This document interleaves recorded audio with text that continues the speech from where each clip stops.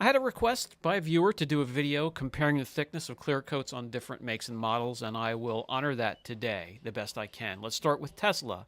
On the door here, we have 3.7 mils. Let's compare this to a fender that we apply film to, PPF, that jumps up to 12. So that's the importance of film and coatings, especially on a Tesla. Tesla clears. The whole finish as a system as a whole is thin, it's soft, not very high quality, so protection is very important, and also paying attention to how you correct it and using the least aggressive method necessary is also very, very important. The highest we're going to get on this is 5.5 mils. Let's jump to Ford. There used to be a time and day where the clear was hard, stubborn, and thick. It's now very thin, soft, comparable to Tesla, maybe even thinner at certain points. Very disappointing. What I do want you to keep in mind is the clear coat portion of the three-layer system, which consists of primer, base coat, or color coat, and clear coat. Clear coat is the top layer we're correcting, and it's only a third of what we're measuring here. Manufacturers of the color coat would love to have 2 mils of clear on top to protect from chemicals, UVA, UVB, and etc. However, they're barely getting enough as it is. So before you lay a polisher and its pad to the surface, you're already removing too much. I hope that makes sense. Those that protect motorcycles. We get a lot of Harleys to put film and coatings on them as well, and this is about the average thickness. The clear coat on a Harley is very soft.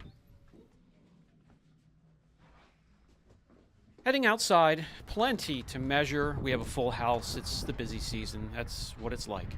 An X5 BMW, the German cars, Bavarian, used to be thick and hard and stubborn. They're medium now, the newer ones, and you're getting between 4 and 5 mils. So there's a little bit of room to play with, maybe a one step and an enhancement. That's as far as I would go.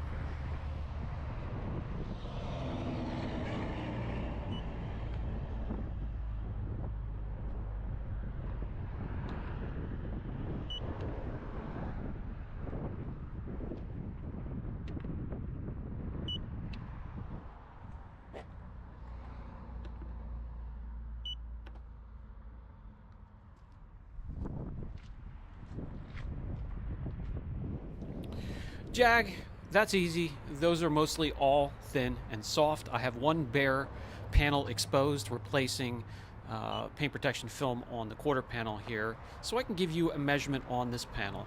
But the clear and the finishes are thin and soft on these as well.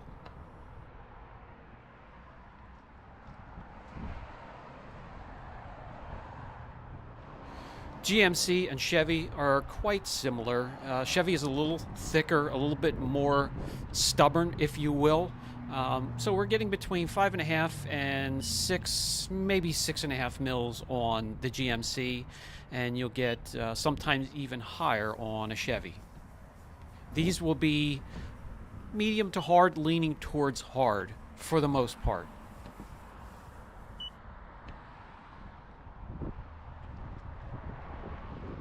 And tucked over here, we have a Prowler in queue, and this will represent Chrysler, Plymouth, Dodge.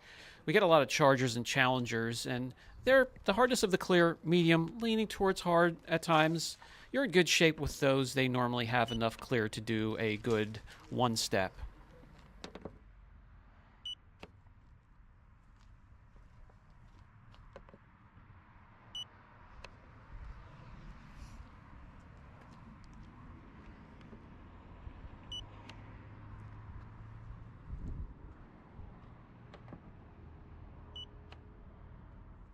Subaru, for the most part, thin and soft clear coat.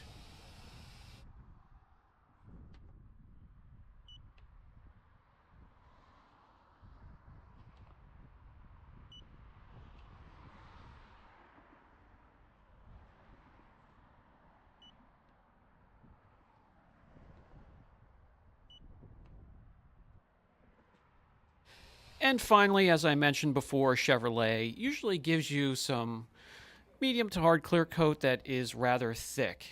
Can be stubborn at times, but there's plenty there. There's plenty to work with. An enhancement, a one-step, or even a multi-step correction, you'll be perfectly fine. You should feel comfortable doing the service.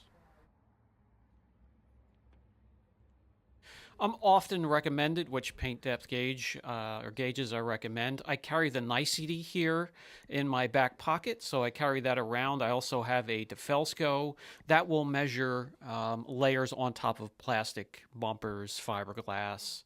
And then we have the Pelt. I do not have this one, but if you want a gauge that measures layers, the Pelt, which is about 50 grand, will do it for you. Not really worth it. This here is the thickness of clear coat.